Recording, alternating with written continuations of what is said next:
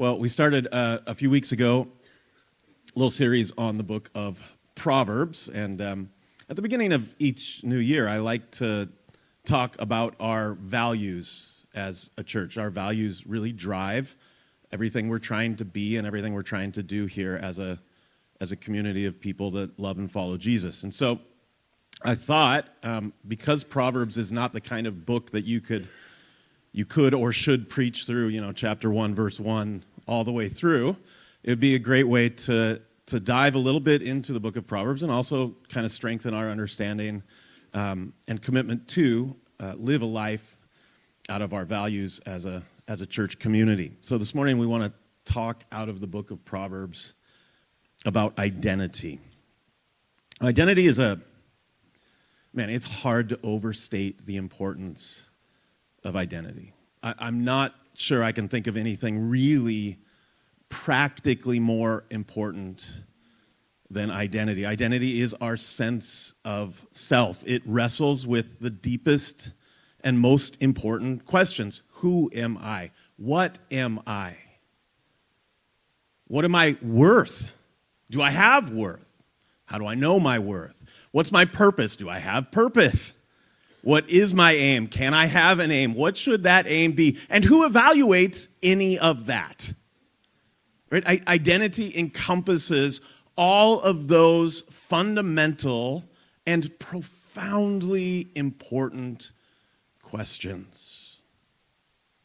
There have been different ways of developing and defining identity throughout history. Now, for most of history, like up until a few hundred years ago, throughout most of history, identity was developed in traditional societies in participation in the community. You knew who you were, you knew what your value was, you knew what your role was, you found your sense of being in the context of community. In traditional societies, identity is given by the community. So who are you? You are the son or daughter of someone. Who are you? You're part of this tribe, in this place, of this people, with this history. So identity in traditional societies was always developed relationally in the context of community. So we find in traditional societies, you find your individual identity not in yourself, but in your place in relationship in the community. And so then to live that out, the individual in traditional societies will sacrifice themselves for the sake of the community, and that gives honor. Right? In traditional societies, when you sublimate and sacrifice your own personal desires for the sake of the group, that is an honorable thing that validates and justifies your sense of belonging and your sense of purpose within that community.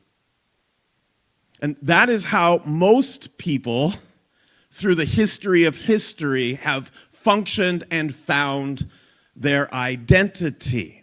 Things began to change in the West, especially in the Enlightenment. So in the Enlightenment period, modern Western society began not to find identity or develop or define identity through relationship in the community, but rather because the Enlightenment brought about this radical individualism, this focus on the self above all else, it's no surprise that identity formation then became this individualistic process. So who you are and why you are and what you are, it doesn't matter what anybody else says. It doesn't matter what anybody else thinks. The only thing that matters is what you think. And so modern Western society began to transition. And so instead of finding identity in relationship, identity was found in the self. Now, in modern, after the Enlightenment up to about 60 to 80 years ago, that transition meant that we begin to find our identity in a variety of ways, but but defined by the self. So probably the most common shape of identity formation was in accomplishment. So I find my value, I find my worth, I find my place in my performance, in my ability, in what I accomplish. So this is how we begin to define ourselves, by our jobs, by our what we produce or what we offer, or what people think we produce or offer, however that may be. And that dominated for a couple of hundred years in Western society, this idea of we are what we do. Now, of course, there's various ways of that getting expressed based on personality and cultural influences and stuff. So it can be, in its more materialistic form, is we are what we own. Right? So we find our value, our worth, our identity, our purpose in the accumulation of wealth and stuff. In its more despotic form, it's not about wealth, it's about power. In its more hedonistic form, it's not about stuff or wealth or power, it's about pleasure and experience. But so like when I'm preaching to a room like this, and I'm looking at a group of people that come from different places and different generational realities and different processes of identity formation, I realize, like, we don't all approach identity in the same way. So some of you might be thinking, I am who I am because of what I do. And some of you might be thinking, I am what I am because of what I have. And in a religious context, some of you might be thinking, I am what I am because of my morality or my religious performance. But what binds all of those things together is that our understanding of who we are is rooted in ourself. Now, about 60 or 80 years ago, there was another transition into postmodernism. And the postmodern sense of identity formation took, well, it's individualism on steroids. So it went beyond what we accomplish or what we possess or what we do or what we experience, completely inward. So for today's culture, for the postmodern reality, all the new generations, they define themselves. They find their sense of purpose, their sense of being and value and understanding by looking in themselves at their desires. I am my feelings. I am my wants. And so really, the pendulum has swung completely the other way. In traditional societies, we find our sense of place, our sense of being, our sense of meaning in the context of community. Now the pendulum swung all the other way in this postmodern reality that we live in today. We find who we are by looking inside of ourselves, irregardless of what everybody else may say or think, because it doesn't matter. The only thing that matters is what you believe, what you feel, what you want. And anyone that tells you differently is suppressing you. And so think about this. Like in traditional societies, the way to get honor is to self-sacrifice. Now in our postmodern context, the way to get honor is to not self-sacrifice in any way, and then to demand that everyone around you accommodate to your feelings and desires. Now, there are several significant problems with a postmodern identity formation process. Like, there just are. And I think we see the fruit of that every time we get the guts to watch the news. Right? Like, the things that are happening don't just appear out of nowhere.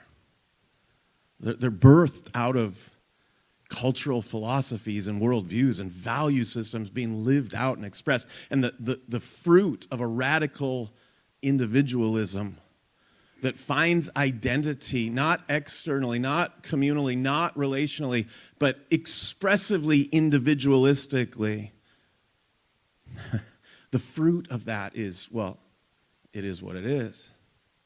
There's some problems with it. The first is that it's confused. So I am deeply convinced that we greatly overestimate our ability to understand our own desires.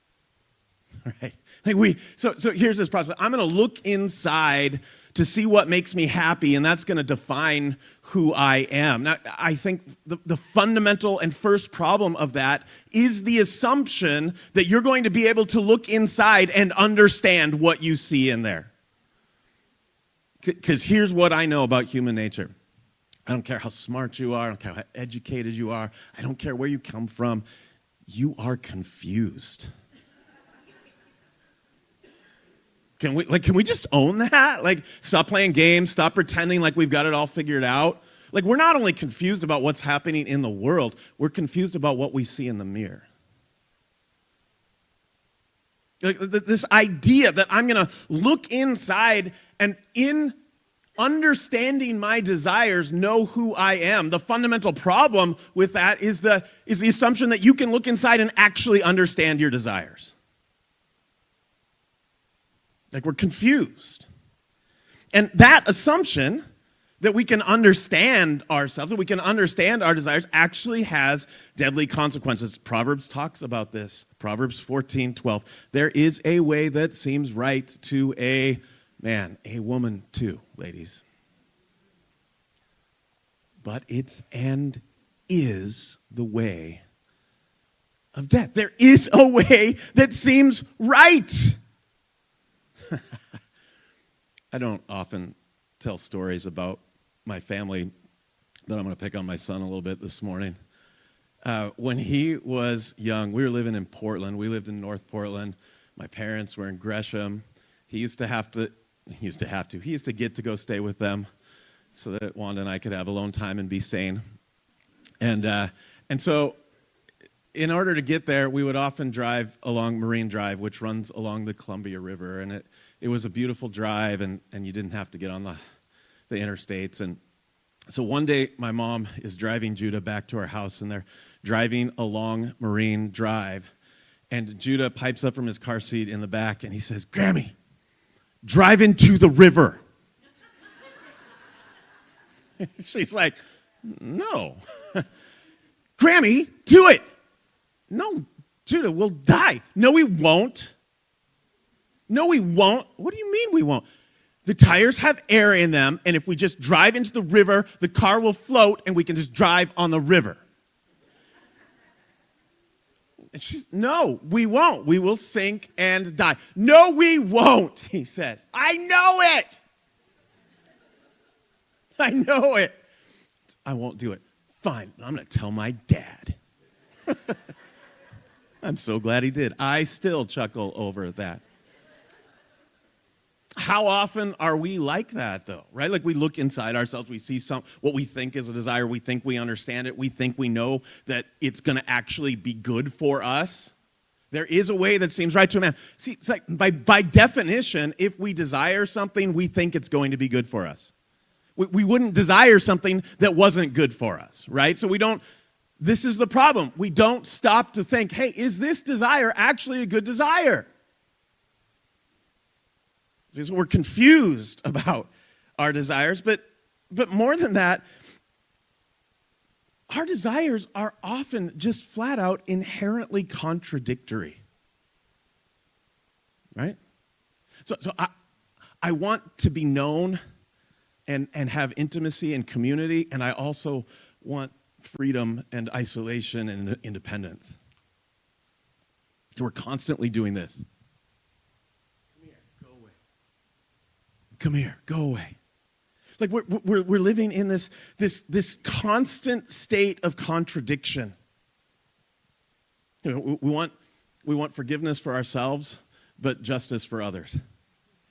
We want others to be accountable. We want people to give us freedom and mercy, right? Like, we're so inherently split. You know, Francis Buford, a Christian author, said this. He said, "You are a being whose wants make no sense, don't harmonize, whose desires deep down are discordantly arranged so that you truly want to possess and you truly want not to possess at the very same time. If you look at your desires, you will find that you are actually equipped for farce and maybe even tragedy, much more than you are for happy endings.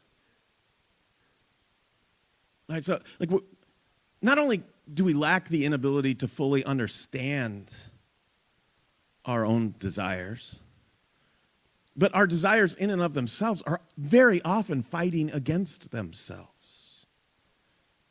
See, Proverbs is going to deal with this a lot, but probably the simplest expression of this is found in the prophet Jeremiah's work. In Jeremiah, and you know this verse, Jeremiah 17:9, the heart is deceitful above all things and desperately sick.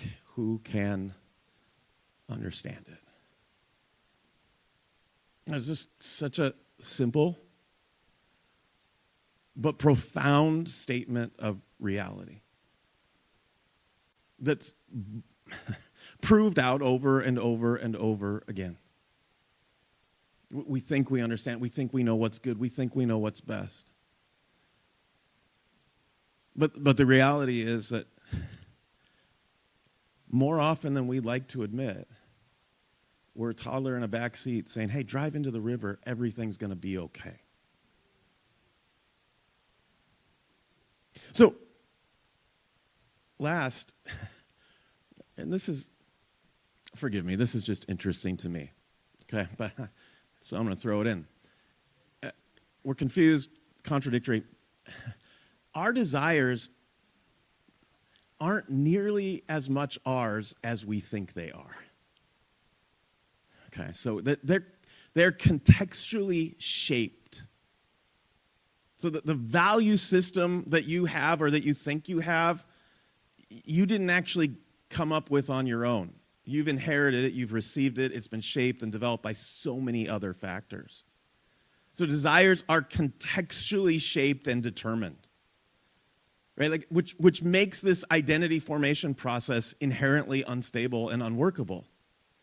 So let me give you an example. I heard this example 15 years ago, and it's stuck with me, so I think it's a good one. Tim Keller told this. He said, now imagine a young man in the year 1025. He's a Viking. Imagine that he decides to look inside of himself to figure out who he is. And when he looks deep inside of his heart, he finds two really important, powerful desires. The first is he feels this incredible desire for violence and bloodshed and ransacking. He is a Viking, after all. And yet he also finds this same-sex attraction when he looks inside himself. Now, how is he going to process that in the year 1025? Right, like he's looking inside himself to see what's there, but there's going to be a filtering system. He's going to look at that value, that desire for violence and physical bloodshed, and he's a Viking. He's going to say, that's who I am. He's going to look at that same-sex attraction and go, oh, no, that's not who I am. He's going to push that. Now, imagine that same young man in 2025. He looks inside himself. He finds the exact same desires. What does he do? So you look inside yourself today and see this desire for violence and for physicality, and you go, oh, no, that's not, you got to get some counseling, like right now. And he looks inside himself and finds same-sex attraction. You go, yeah, no, that's who you are. Like, what's changed? It's all contextual, right? Like, so this idea that I can just look inside myself objectively, independently, with autonomy, and know who I am and create myself out of nothing is at best an illusion. You cannot do it. Even if you do it to the best of your capability, you're being shaped and conformed by the cultural context that you find yourself in. And even if you say, well, no, I got the out for that, I'm going to be the rebel. my identity is going to be rebelling. Well, you're still being shaped by that. Because a rebel's not inventing himself. He's just reacting to what exists there.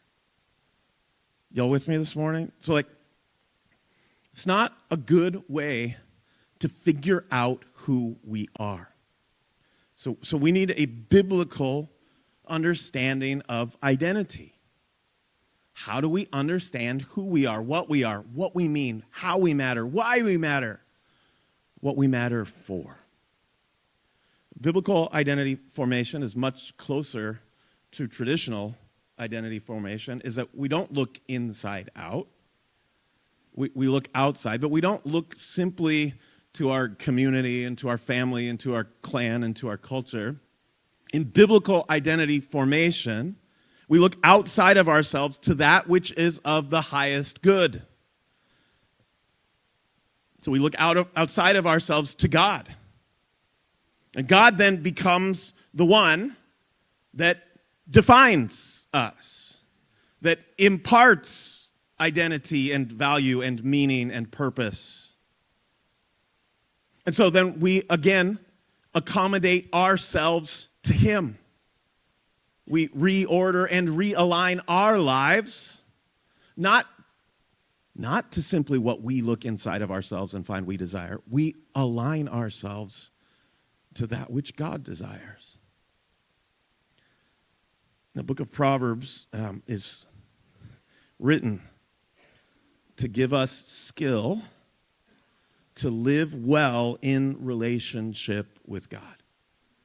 The Book of Proverbs is full of fruit that helps us understand who God is and who we are and how we function in God's world. Now, the Book of Proverbs was written in a specific culture with a genre. So it's a piece of wisdom literature, and in the ancient Near East, wisdom literature had a very specific form. It was written in the form of a king writing to his heir, his son.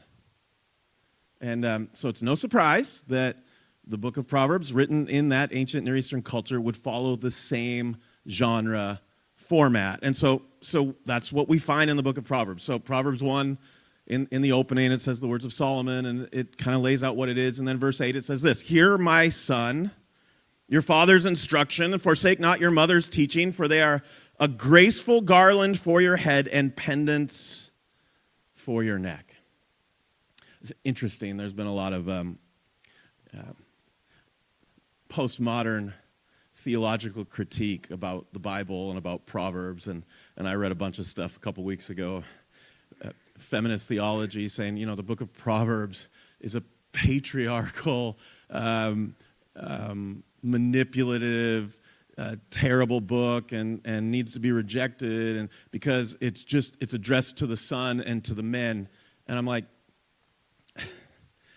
you got to pay a lot of money to go to schools to be that stupid. You just got to read it for what it is, okay? Like it's a genre. It's like, so when it says my son, it's not saying, ladies, I don't care anything about you. Just figure it out on your own. Do what you want. It's a metaphor. It's a poetic genre. So what we find in this book is a king, a father, a ruler, a lord, someone that has found wisdom and deeply wants to communicate that wisdom to his child, to his son. So when we read this, it's not a patriarchal, abusive document. What this is this extended poetic metaphor. And for us, that means something. It means, so as we read this and we come across these texts where it's a king and a father talking to his son, this is for all of us. For the Christian, how did Jesus teach us to relate as God? When you pray like this: Abba, our Father. We come to God as Father, and we come as sons and daughters because of Jesus. Right? John, in his introduction to his gospel, John chapter 1, what does he say? To all who received him and believed in his name, he gave the right to become, what does it say? Children of God. Children of God. When we talk about our value of identity at EMC, we talk about this. This is our value, that we see ourselves primarily and fundamentally as image bearers made by God for God, who were broken by sin, but because of Jesus, we've been invited to once again take up our role and our place as God's sons and daughters. If we come to Jesus, we become children of God, which should frame and help us study Proverbs with joy and delight. Here's a book that takes the format of a wise father communicating lovingly to his children that which will help them live skillfully with him in life. So because of Jesus, I get to read this as that son, as that deeply loved and cherished son, and listen to what my Father has for me. So we read Proverbs as a child, listening to the one who loves him more than we could ever hope or imagine. So I want us to look at Proverbs chapter 3, 1 to 8 this morning. Proverbs chapter 3, 1 to 8. My son, my child, do not forget my teaching, but let your heart keep my commandments. For length of days and years of life and peace they will add to you. Let not steadfast love and faithfulness forsake you. Bind them around your neck. Write them on the tablet of your heart. You will find good favor and success in the sight of God and man. Trust in Yahweh with all your heart and do not lean on your own understanding. In all your ways acknowledge him, and he will make your path straight. Be not wise in your own eyes. Fear Yahweh and turn away from evil. It will be healing to your flesh and refreshment to your bones. Well-known text out of the book of Proverbs that I think profoundly speaks to the reality of identity and identity formation, how we see ourselves.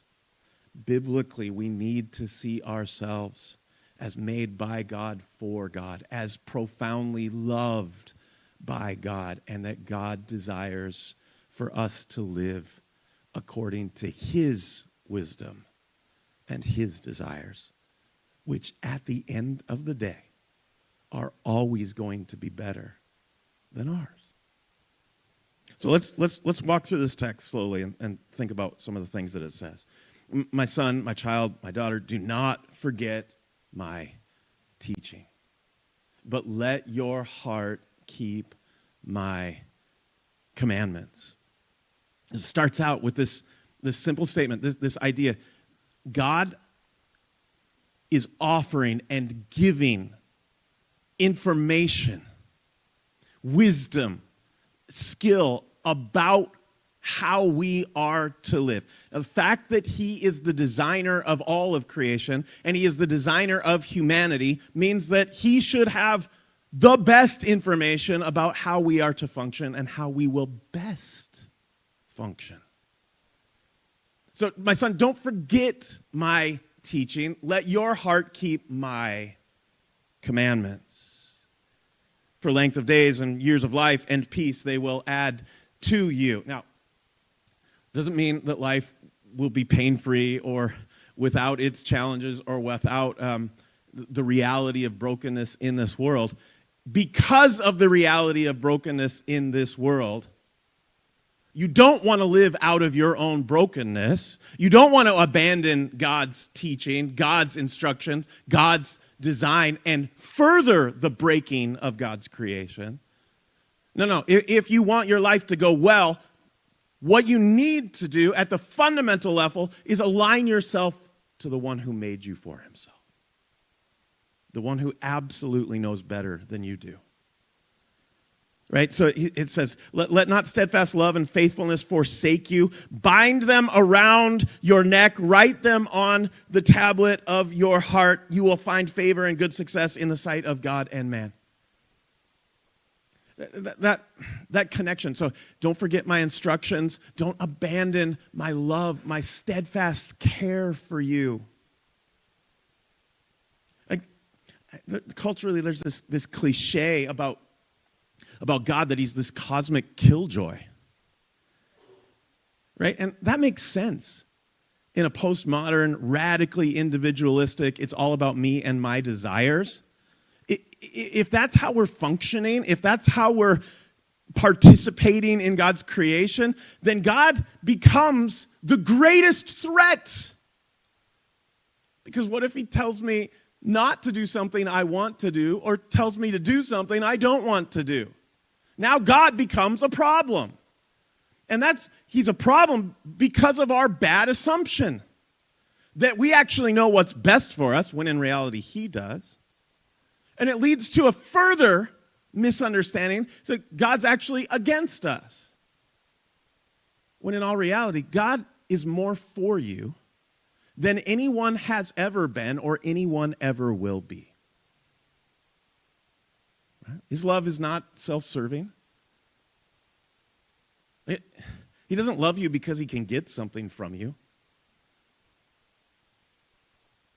We talk about unconditional love as the highest form of love. And we talk about, our marriages, our relationship with our children as being truly unconditional.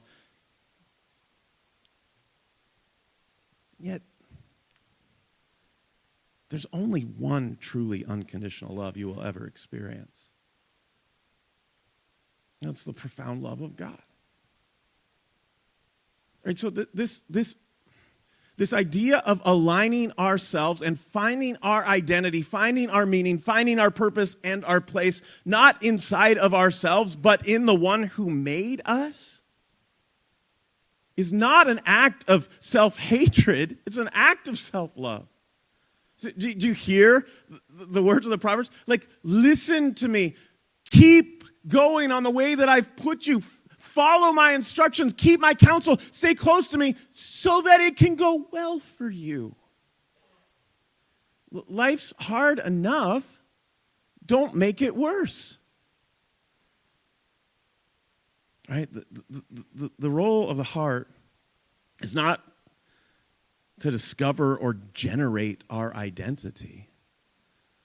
The role of the heart is to receive and reflect that which God has given unto us. So Proverbs 16:9 says that the heart of a man plans his way, but the Lord establishes his steps.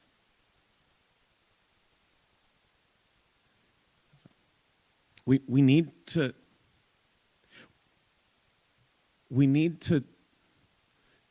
treat our heart and guide our heart and control our heart to the degree that we can in the understanding that we're not the arbiters of truth and we're not the creators, we are the created. So has God given us freedom? Of course. But is God still sovereign? Absolutely. And so the role of our heart is not to come up with something that's going to be better for ourselves than what God has. That is, if you remember, the original temptation in the garden anyway. The role of the heart is to eagerly seek that which God lays out for us. So it says, trust in the Lord with all your heart. And do not lean on your own understanding.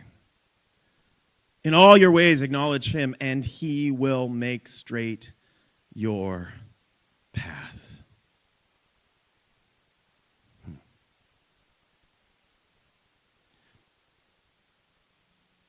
So, who sees things better, you or God? Who knows more stuff? You or God? who understands your desires, your heart, your passions better, you or God?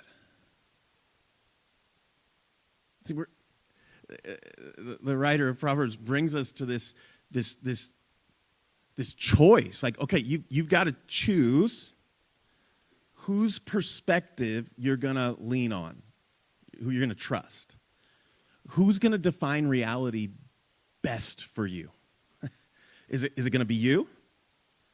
How many times were you so sure that thing, that person, that role, that job, that experience, that pleasure was going to give you satisfaction and complete you? And you were left more broken and more empty at the end of it than when you started. Like, you can trust in yourself. Like, that's an option. Not recommended biblically. Or you can trust in the Lord.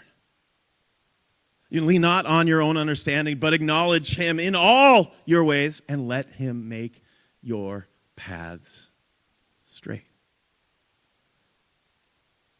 So Proverbs 16:2 says, all of the way of a man are pure in his own eyes, but Yahweh weighs the spirit. I love that, the simplistic truth of that. All of the ways of a man are pure in his own eyes. Of course they are. Right? Like, if I desire it, by definition, I must think that it's a good thing to desire. If I'm choosing to do it, like, I'm choosing to do it because I think it's going to result in good ends. Like, so the fact that we desire something or the fact that we do something in no way speaks to its validity or its goodness. By definition, those things will be to us, oh, no, this is the right thing to do. Drive into the river. I'll be okay. It's going to be good. How dare you say no to me? I want to drive in the river. See, all the ways of a man are pure in his own eyes, but the Lord weighs the spirit. Right? So the role of the heart is to receive and direct identity from and then back to God. It is relational. It is participatory. Identity is not independent, but interdependent with God. So Proverbs tells us this about our heart. Keep your heart with all vigilance, for from it flows the springs of life. Guard your heart above all else, for it determines the course of your life. I think it would be fair to translate this, if we wanted to, in this context, we could translate this, guard your identity. Guard your sense of self. That's what the heart is, the seat of the will in the Hebrew literature. Our sense of understanding, that place of... So you guard that. You guard that sense of who you are. You don't look into it to say, who am I? No, you got to protect it and you've got to guard it. Why? Because it will determine the course of your life. So what I love about this is, like, biblical identity recognizes the importance of your heart. It doesn't say your heart doesn't matter. It doesn't say your desires aren't important. It just deals with the reality that some of the desires of your heart are really, really, really good. And some of the desires of your heart are really, really, really stupid.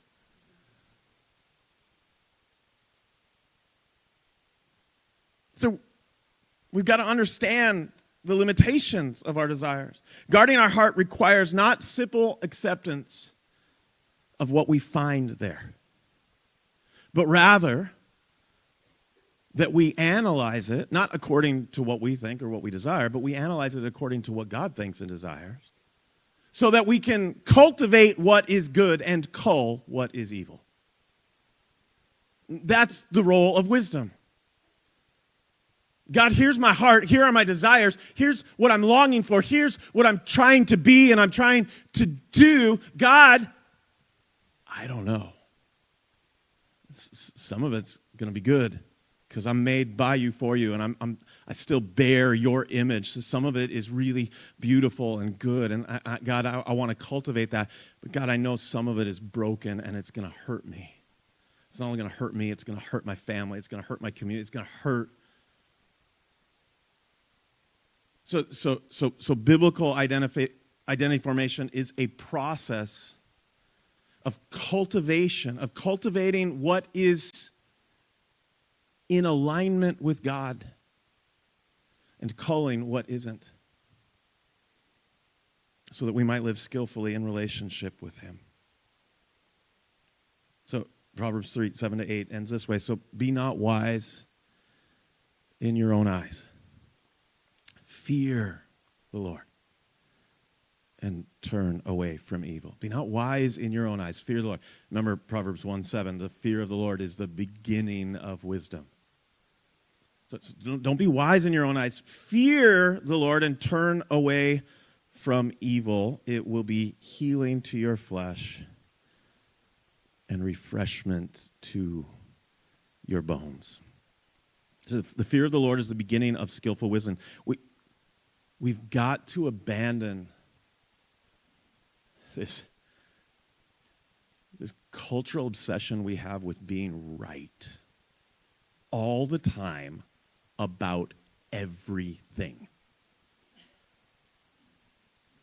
Like that's the only acceptable alternative in our culture.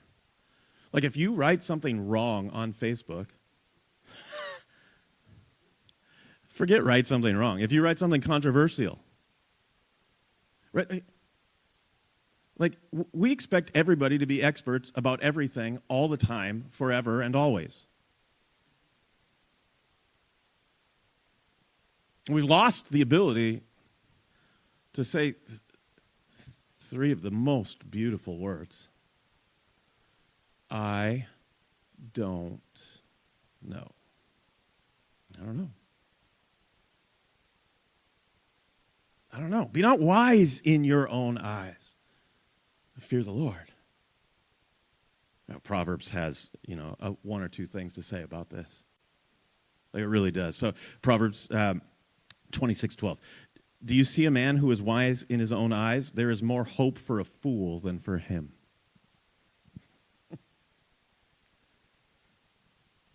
Proverbs 18:12. A fool takes no pleasure in understanding, but only in expressing his opinion, which I think should become Facebook's new motto. By the way, the worst place to have a conversation about anything besides where you went on vacation and what you're eating. So, frankly, that's the only thing you should be using Facebook for. And birthdays. Sorry, I forgot that the birthdays. That's good. A fool takes no pleasure in understanding, but only in expressing his opinion. That's my truth. That's become a thing. We actually say that like it means something. That's my truth. It's like, I'm just so happy to tell you my truth. Proverbs 28:26, whoever trusts in his own mind is a fool, but he who walks in wisdom will be delivered. You can't find a sustainable, trustworthy, satisfactory identity in yourself. You can only find it in the one who made you, the one who designed you, the one who truly knows you, and the one who loves you more than you even love yourself. Whoever trusts in his own mind is a fool, but he who walks in wisdom will be delivered.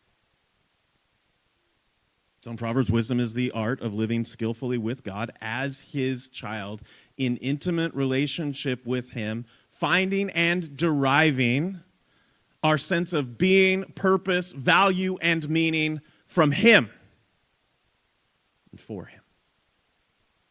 It's relational, it's participatory, it's intentional.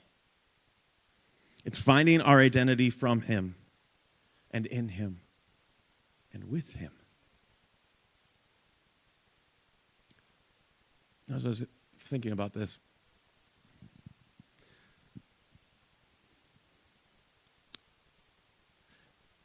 it might be easy for us, tragically easy for us sometimes, to sit in arrogant judgment and disapproval over the world. To look on those who are finding identity in themselves and not from God with disdain.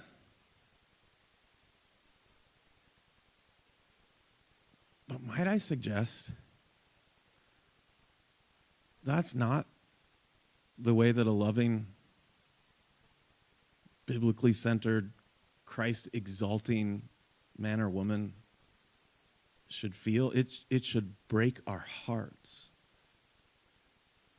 It should break our hearts when we see people rejecting the identity that has been graciously bestowed and given upon them by their Creator, and choosing to exalt and depend on lesser things that will bring about nothing but destruction. Do you hear what I'm saying this morning? Like, I really, it's just been weighing on me. If we really love God, if we really love God's creation, if we really love people, then when we see people acting in ways that are bringing death and pain upon themselves, the last thing we should do is feel self-validated and go, I'm glad I'm not like them.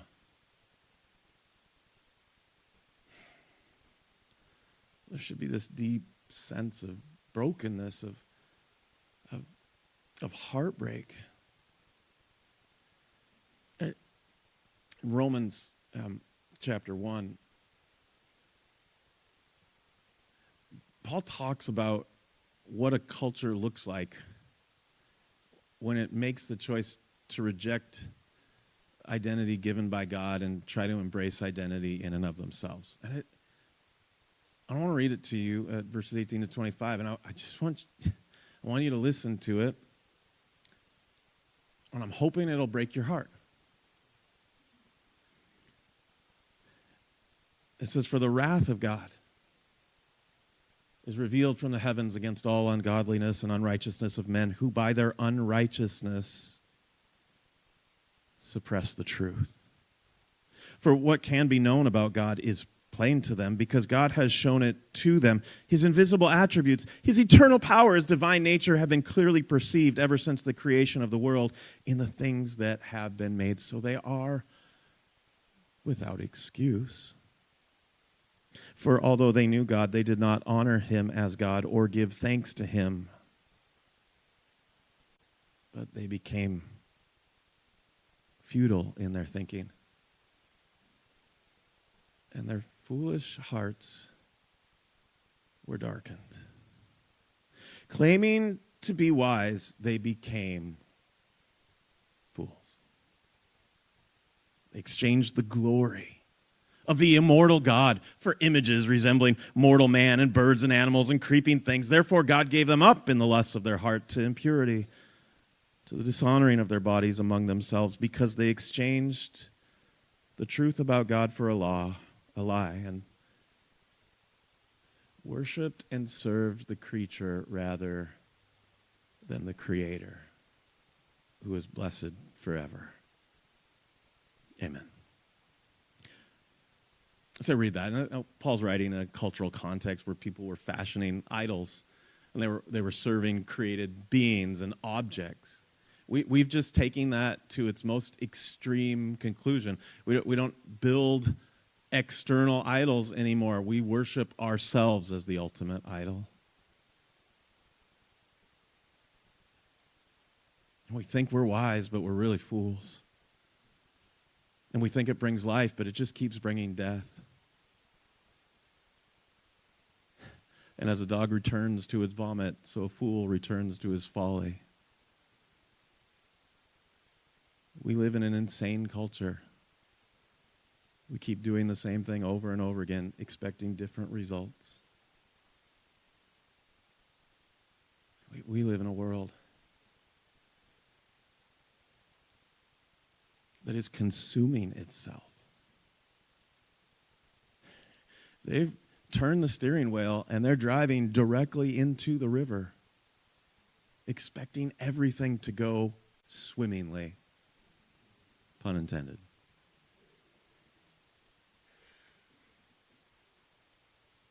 And our response to that should be, well, multiple. One, there but for the grace of God go I. And maybe a recognition that I'm turning the wheel sometimes myself too. But it should be a heartbreaking cry. Oh God, save us from ourselves. Save me from myself. Help me to lean not on my own understanding. I don't want to trust in my own perception. I fully acknowledge that my heart is wicked and deceitful, and I do not understand this crazy thing in my chest. But I think you do, God. So help me, teach me, guide me, direct me. And here's the thing, the heart of the king is in the hand of the Lord. He directs it like a water course wherever he goes. So God, turn my heart. Shape my heart. Mold my desires. Suppress and cull and remove those desires within me that are offensive, that are broken, that are evil. And God, nourish and grow and strengthen those desires that you've placed within me that reflect your goodness and beauty to your creation. God, help us. The New Testament says a lot about wisdom as well. I thought I'd end this morning with one of the simplest verses on it in the Epistle of James. James 1:5 says this, if any of you lacks wisdom, which that just makes me giggle. Like that's a real if statement. Like there's an alternative. Oh, no, he doesn't need any wisdom. He's good. She's got it figured out. It's like, so if you're breathing, if any of you lacks wisdom, seriously though, like,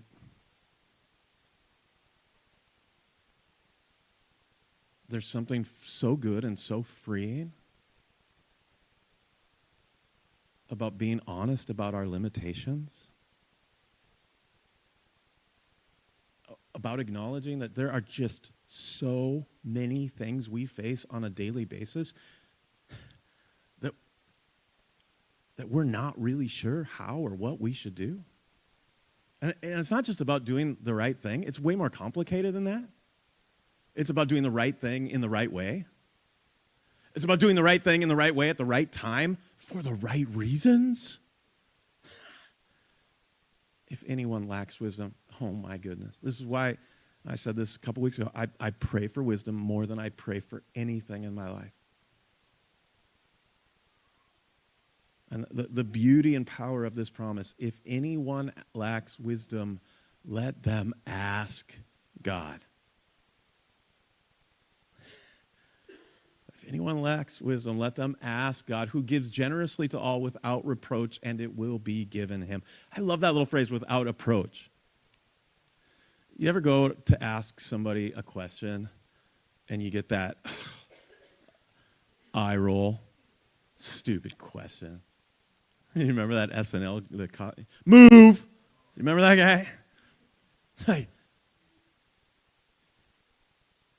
Can I just tell you what this verse says? It says, like, if you go to God and you say to him, God, I don't know what to do, God's never going to shame you for that. He's never going to belittle you for that. He's never going to roll his eyes at you in exasperation. He's never going to say, you don't deserve this. No, we get to go to God without fear, with full anticipation and expectation. If we go to him asking for wisdom, that he will actually give it to us. Now, whether you're going to use it or not, again, that's going to be a whole other conversation. But what a beautiful promise this is. You lack wisdom? I know you do.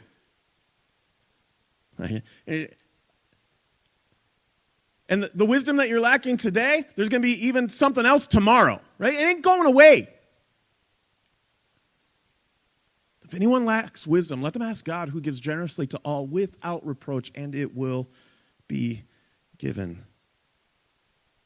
to him.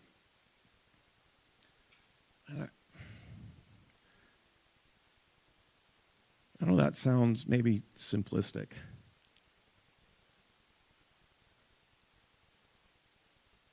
I just think it's simple. And I think it's true. And I think it's good. And I think that far too many of us live out the reality of what James says later in his letter, we have not because we ask not.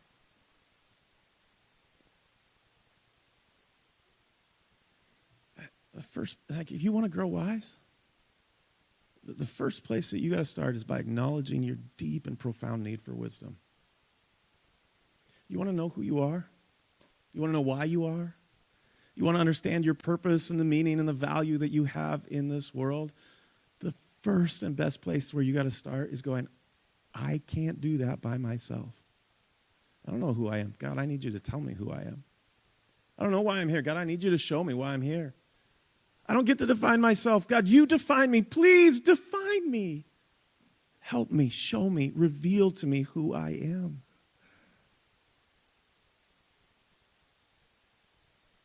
You know, all of our values are interrelated, and there is a progression, and it's so beautiful to me. It's like we start with this reality. We need to ask for wisdom. We need to seek for it, like gold, like silver, like rubies. We long for it because it's better than anything and everything that we could have in our lives.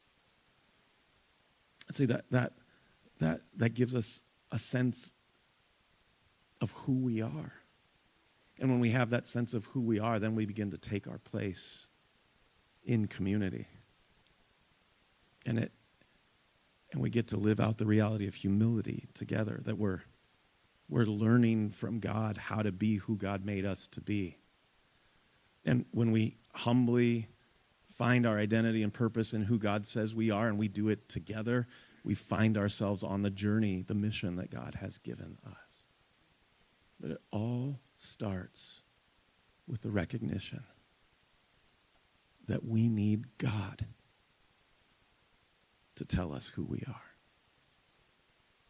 May God give us the grace to trust not in ourselves, but to trust in the Lord. Amen?